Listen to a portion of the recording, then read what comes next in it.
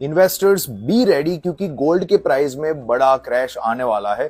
सो अगर आपने already gold में इन्वेस्ट किया हुआ है या तो फिर आप गोल्ड में इन्वेस्ट करने के बारे में सोच रहे हो, तो इस वीडियो को आपको एंड तक जरूर से देखना है। जेपी मॉर्गन जो एक मल्टीनेशनल एसेट मैनेजमेंट कंपनी है, जो बड़ी बड़ी एमएनसी कंपनीज के फंड्स को मैनेज करती है डिफरेंट एसेट्स में, उस कंपनी के सीईओ मिस्टर जेमी डिमन ने 23 सितंबर को अपनी मुंबई की स्पीच में ये क्लियरली बोला था कि गोल्ड अभी एक बबल टेरिटरी में आ चुका है। मतलब कि गोल्ड का जो बबल है, उसके प्राइस का जो बबल है वो कभी भी फूट सकता है और गोल्ड की प्राइस क्रैश हो सकती है। एंड जब जेपी मॉर्गन के सीईओ की तरफ से ये स्टेटमेंट आया गोल्ड के बारे में, तब पूरी दुनिया शॉक में थी, क्योंकि सभी लोग ऑलमोस्ट गोल्ड में इन्वेस्ट करके बैठे हुए हैं।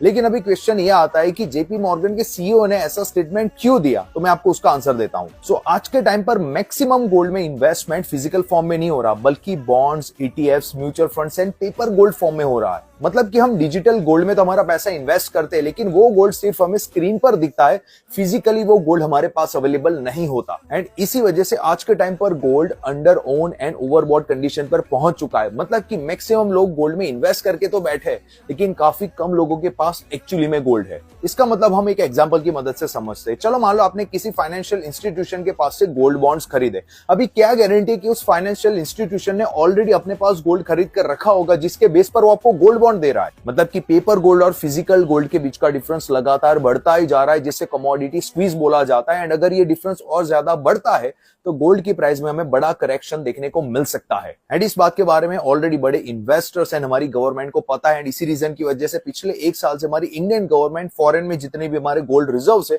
उन्हें इंडिया में अभी शिफ्ट कर रही है। सो क्या अभी गोल्ड में इन्वेस्ट करना समझदारी की बात है या नहीं? सो अगर आपने ये क्वेश्चन मुझे कुछ महीनों पहले या सालों पहले पूछा होता, तो मैं आपको बताता डिजिटल गोल्ड सबसे बेस्ट ऑप्शन है। लेकिन आज अगर मुझे पूछा जाए तो फिजिकल गोल्ड सबसे ज्यादा अच्छा एंड सेफ ऑप्शन है। इस वीडियो को अपने हर एक उन दोस्तों के साथ शेयर करो जो गोल्ड में इन्वेस्ट करना ज्यादा पसंद करते हैं। ऐसे इंपॉर्टेंट फाइनेंशियल अपडेट्स को जानने के लिए अभी फॉलो करें स्मिथ ठक्कर को।